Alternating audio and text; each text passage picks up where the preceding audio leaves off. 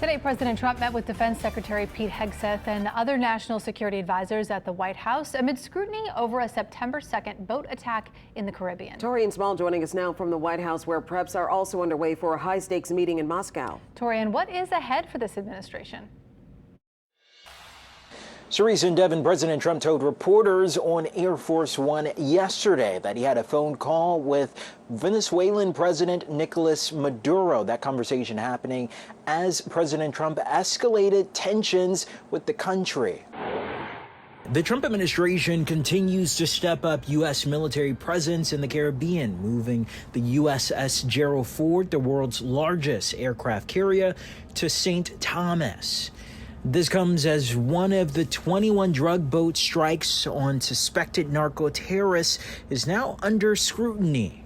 The Washington Post reported Secretary Hegseth gave a verbal order to kill everybody on board. When two survived, the Special Operations Commander overseeing the attack ordered a second strike to comply with Hegseth's instructions, and the two other men were blown apart in the water. Hegseth has denied he gave any such order.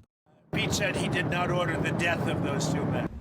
Lawmakers in both parties have vowed to investigate. We're going to conduct oversight, and we're going to try to get to the facts. This rises to the level of a war crime if it's true.